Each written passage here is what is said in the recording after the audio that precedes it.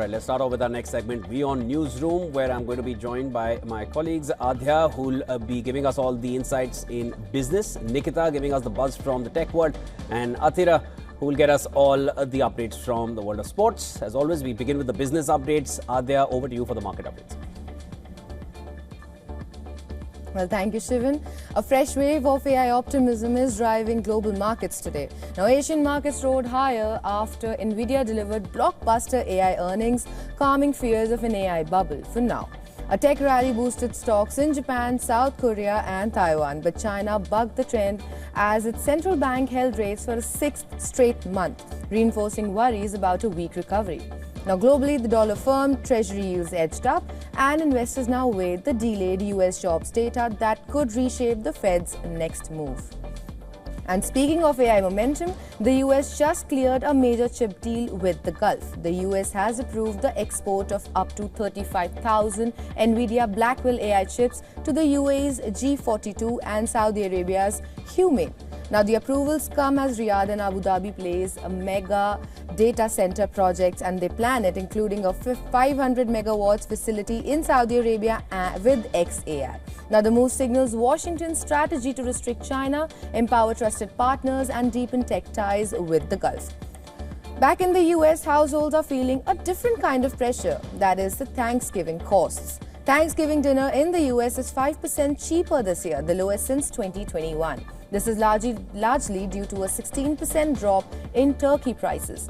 Now, but the relief ends there. Key sides like sweet potatoes, peas and fresh veggie trays are sharply more expensive as farms battle labor shortages and rising input costs. Retailers like Walmart are slashing prices to win back cost-sensitive shoppers, but overall food inflation remains a major voter concern. And finally, a new report shows a troubling global pullback.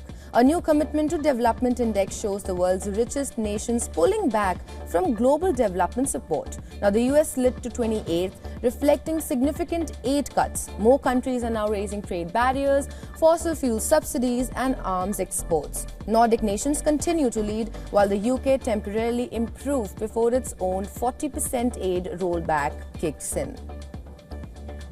Well, that's a wrap from the world of business. Now for all the tech updates, it's over to you, Nikita.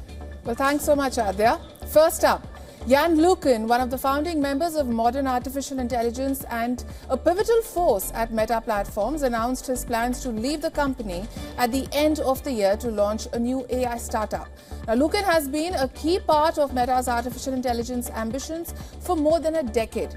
He joined the company in 2013 to create Facebook AI Research, or FAIR, the in-house lab that helped transform Meta into one of the AI leaders.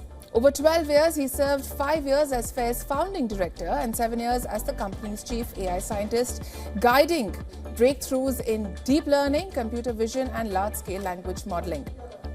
An AI-powered humanoid robot performed for Russian President Vladimir Putin at a Cyberbank exhibition showcasing the bank's technological advances. Now, the robot introduced itself and danced to its favorite track, prompting Putin to call the performance very beautiful. Now, Cyberbank said the robot software will be constantly upgraded and it may perform physical tasks as part of a pilot project. The event follows a recent Moscow showcase where another AI robot, Idol, fell during its demonstration. And lastly, Warner Music Group has settled a copyright infringement case with artificial intelligence company Udio and will jointly launch a new platform for song creation in 2026. The new subscription service, which will be powered by AI models trained on licensed and authorized songs, enables new revenue streams for the artists and songwriters while protecting their work. Universal Music Group has also settled a similar copyright case with Udio last month. The deals come at a time when a surge in AI-generated track has triggered some platforms like Deezer to clearly mark AI-generated music due to ethical and copyright concerns. Well, that's it from the world of tech. Now my colleague Athra will be taking you through some sports updates across the globe. Over to you, Athra.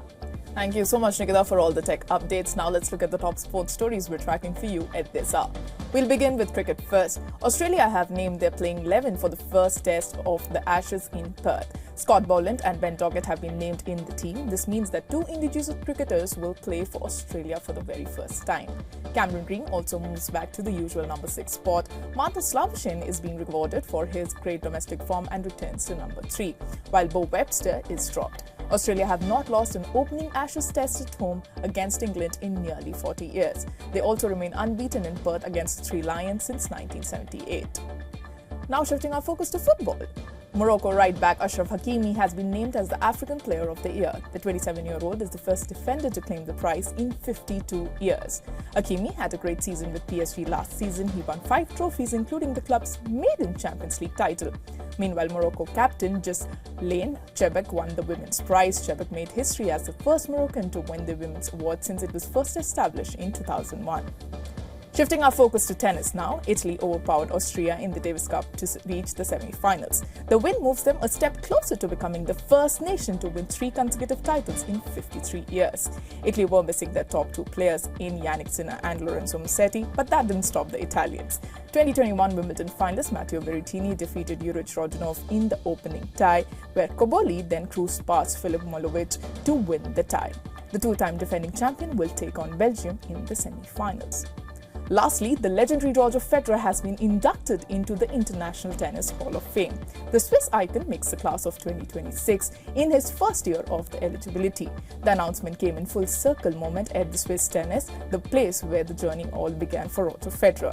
Federer received the news surrounded by young players and by 2 of his own idols, Stefan Edberg and Boris Becker. Federer is the one of the only 8 men to complete a career Grand Slam. He was the first male player to reach the 20 major singles titles and held the number 1 ranking for an incredible 237 consecutive weeks. Well, with that, we have come to the end of the sports segment. It's back to you, Shivan. Thanks, Athira, and of course, thanks Nikita and Adya as well for getting us all those updates. That's a wrap on WION Newsroom.